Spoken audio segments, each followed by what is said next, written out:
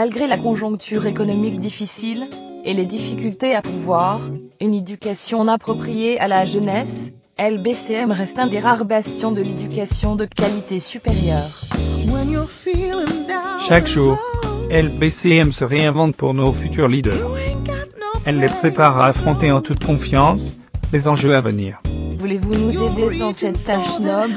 Laissez-nous un message sur notre page Facebook.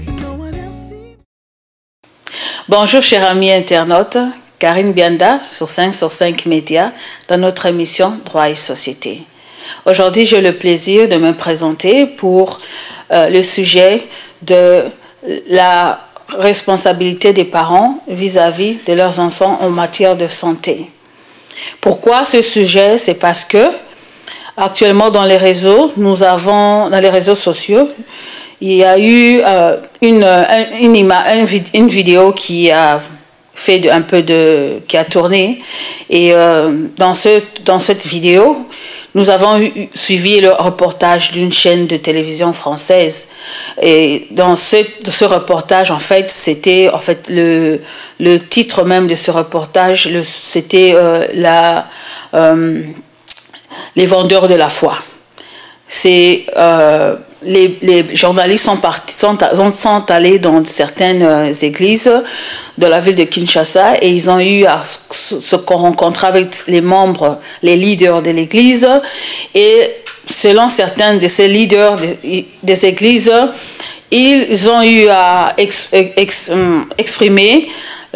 expliquer plutôt certaines situations de leurs fidèles, c'est-à-dire que quand les malades, précisément ils parlaient des malades, les cas de ceux qui sont malades, et que les malades pour eux devaient être soumis à une certaine cure, et personnellement, eux, les chefs en fait étaient capables de pouvoir apporter la guérison, donc jouer le rôle de médecin, que garantir la guérison des fidèles. Il y a eu même certains fidèles qui passaient les nuits à l'église pour pouvoir attendre le chef spirituel pour pouvoir avoir le traitement adéquat. Aujourd'hui, je voudrais essayer de faire un petit commentaire dans ce sens que il y a les croyances face à la crise socio-économique dans notre pays. En principe, nous les Bantous, nous avons des croyances. Nous ne sommes pas des athées, nous avons des croyances. Selon les tribus, les clans, nous avons des dieux. Les dieux, la plupart, nous croyons des dieux, les ancêtres. Et quand je parle de croyances, je vois qu'il y a des lois dans cette société, dans ce village donné, et les villageois ou la population de la communauté est soumise à des règlements. De même, quand vous avez des dieux ou un dieu, pour ceux qui sont monothéistes, vous croyez en un dieu, et généralement, quand vous croyez en un dieu, il y a des lois que le dieu impose, ou des lois que nous pensons qui sont des lois qui viennent de ces dieux-là, et nous devons obéir à ces lois. Et quand nous n'obéissons pas à ces lois, il y a la sanction qui survient. Et c'est en général, c'est propre au Bantou, à la croyance là d'une peine, d'une condamnation, d'une répression pour raison, par exemple, de maladie. On ne pense pas que lorsqu'on est malade, on doit commencer par aller consulter un médecin. Je sais qu'à l'époque, avant les colonisations, avant que les missionnaires belges puissent venir au pays, on avait nos cultures, et il y avait des traitements artisanaux, traditionnels, attachés justement aussi aux esprits, attachés à des comment je peux dire ça, attachés à des traitements spirituels. C'est-à-dire que c'était soit un féticheur ou un docteur de la médecine traditionnelle qui qui en fait faisait le traitement des maladies. Alors, c'est comme si ce système-là continue jusqu'à aujourd'hui, alors qu'aujourd'hui, actuellement, nous avons des médecins qui ont été à l'école, qui ont fait des études et qui ont la compétence et la qualité, la capacité de pouvoir traiter les malades. Alors, pour en venir au sujet, c'est que par rapport au reportage que la plupart de nous avons pu suivre dans les réseaux sociaux, c'est que il y a d'une part les fidèles qui vont à l'église pour la guérison. C'est justement le fait que cette croyance-là, hein, l'attachement à la croyance bantou que non, quand on est malade, c'est à cause d'une punition, d'une condamnation, d'une répression, d'une peine de Dieu ou d'un esprit. Et là, il faut aller se faire consulter chez le chef spirituel. Alors, je pense qu'il y a vraiment l'ignorance qui s'accrue dans la population congolaise, quinoise. Il y a un problème d'ignorance. Parce que si on réfléchit bien, le pays est en crise.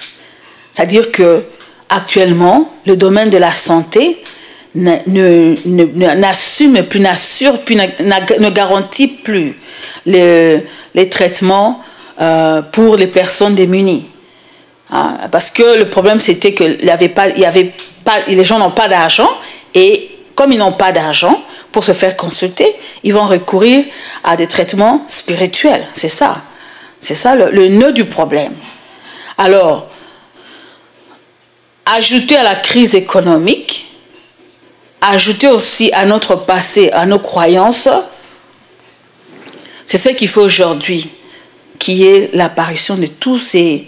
on les a appelés des charlatans, des vrais charlatans, parce que c'était clair. Imaginez-vous, le chef spirituel dit que non, l'enfant est venu, elle avait l'infection rénale chez le chef spirituel, et puis avant même d'être reçu, il fallait payer, mais comme ils n'avaient pas d'argent, ils n'ont pas payé. Et maintenant, le chef spirituel va dire ceci, il va faire une petite prière, puis il dit que la maladie, l'esprit ou la maladie est parti, et vous allez voir, dans 2-3 jours, elle sera guérie. Et c'est après quelques jours qu'on va apprendre que la fille était morte. Donc, pour dire que c'est pas vrai. C'était pas vrai. C'était juste du théâtre, parce que moi, je sais que actuellement, il y a la médecine. C'est plus les médecins traditionnels. Ça existe dans certains coins reculés de la ville, mais les gens vont, depuis les colonisations et tout, les gens vont dans des centres hospitaliers pour se faire traiter. Alors, je voudrais sensibiliser les Congolais que nous avons un problème socio-économique à ne pas oublier.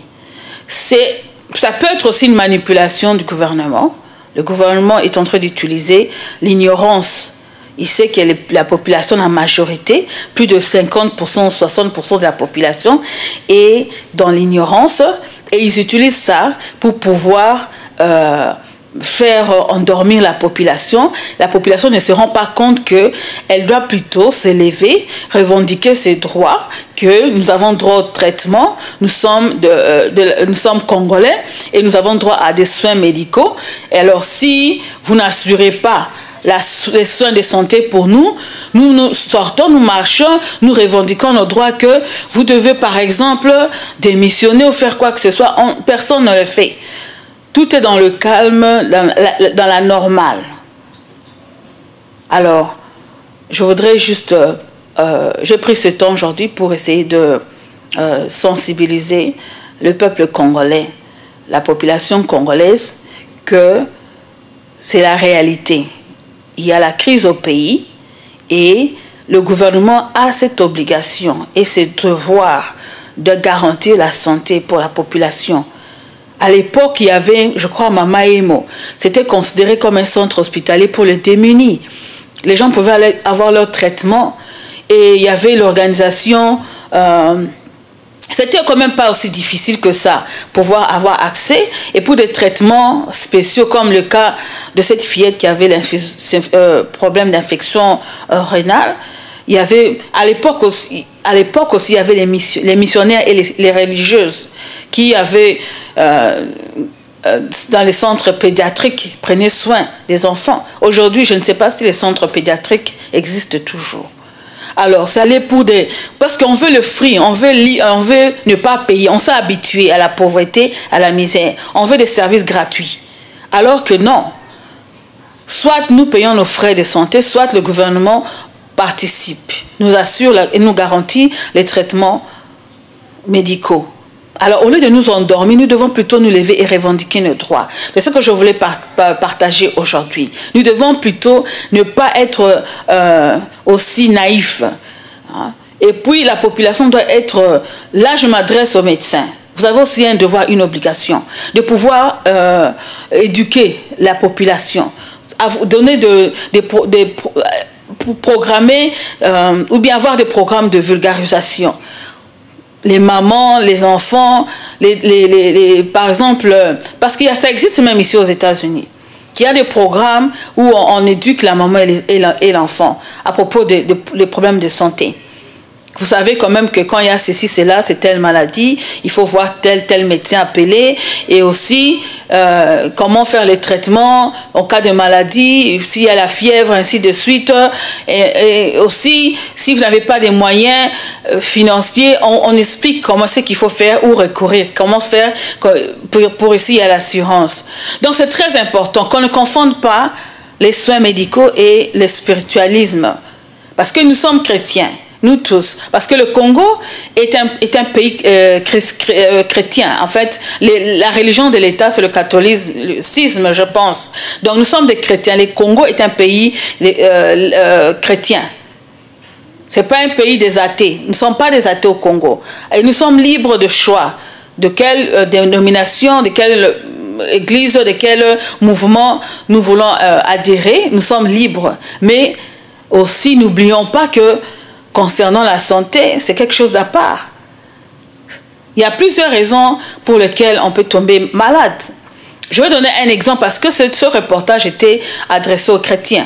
C'est-à-dire que moi, je sais, j'ai un petit élément que je veux ajouter.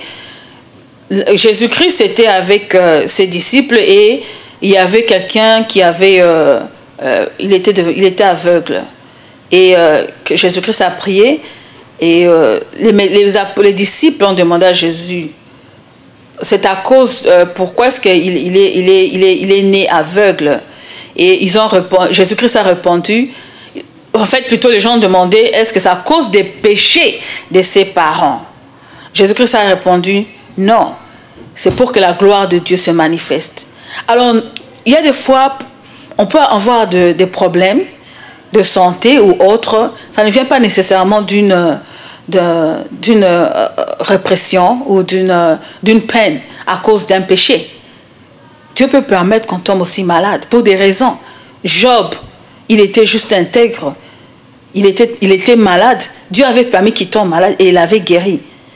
Donc on ne confonde pas. Je ne suis pas dans cette compétence d'exhorter ici ou bien de donner des enseignements bibliques, mais je vais juste épingler certains éléments de la Bible où on n'est pas malade, où on n'a pas des situations difficiles, financières ou quels que soient les autres à cause d'une condamnation ou d'un litige qu'on a, et à cause de ça, on doit toujours avoir on est malade. Hein? En bref, c'est ce dont je voulais faire allusion, que nous sommes des Bantous, nous savons que nous les Bantous, nous croyons à des dieux, à Dieu le Créateur, selon les tribus, les cultures, et aussi avec le christianisme aujourd'hui, nous savons qu'il y a un Dieu qui a envoyé son Fils afin que nous soyons sauvés, Jésus-Christ, mais aussi n'oublions pas que la maladie peut arriver. On peut tomber malade, on peut avoir des malaises, il y a plusieurs raisons. Ça arrive, c'est le corps humain. Le corps peut se fatiguer, le corps a besoin de manger, le corps, on a faim, on peut avoir besoin de dormir, on a des besoins, des désirs avec la chair que nous avons. Donc ne faisons vraiment pas ce que je peux dire l'absurdité, hein? Nous soyons un peu réalistes aussi et essayons de changer notre façon de voir les choses. Voilà, si vous avez des questions, vous pouvez envoyer les questions ou si vous avez des critiques, vous pouvez m'envoyer vos critiques et vos questions. C'était encore moi, Karine Bianda, sur 5 sur 5 médias, dans Droit et Société. Je vous remercie pour le temps que vous avez eu à me suivre. Portez-vous bien et à la prochaine. Merci. Jimbo Car Repair, situé à Beltsville au Maryland, offre un travail de qualité sur vos voitures, ceci grâce au savoir-faire de ses mécaniciens sur les voitures américaines comme étrangères. Pour vous assurer un bon entretien de votre véhicule, une seule adresse, 11 401 Somerset Avenue, Beltsville, Maryland, 20705, numéro de téléphone 240 547 07 99.